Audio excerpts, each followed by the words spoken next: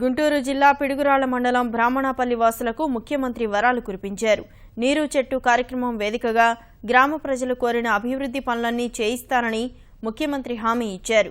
వెంటనే చర్యలు చేపట్టాలని కలెక్టర్ను ఆదేశించారు.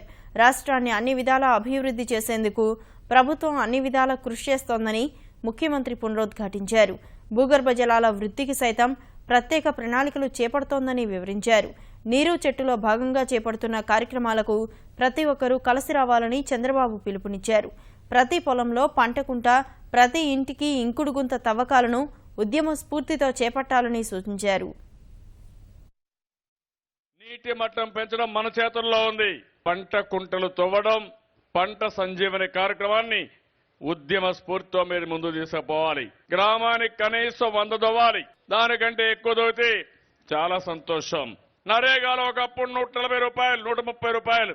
ఎండాకాలం 50% ఎక్కువ ఇస్తున్నాం.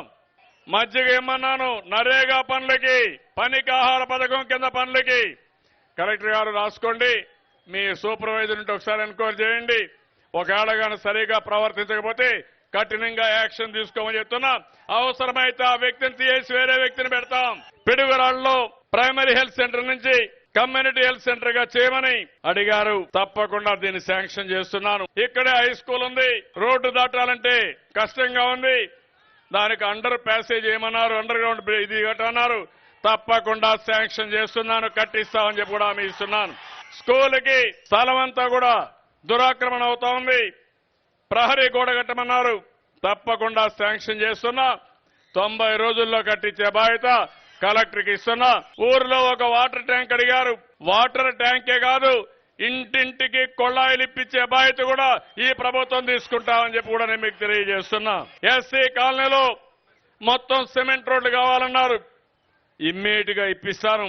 ఇంటింటా ఇంకుడు గుంతలు తవ్వే బాధ్యత మీరు తీసుకోవాలి. మెటీరియల్ ఇచ్చే బాధ్యత నేను తీసుకుంటానని చెప్పి కూడా నేను మీకు తెలియజేస్తున్నా. ఒక్క పైసా మీకు ఖర్చు లేదు.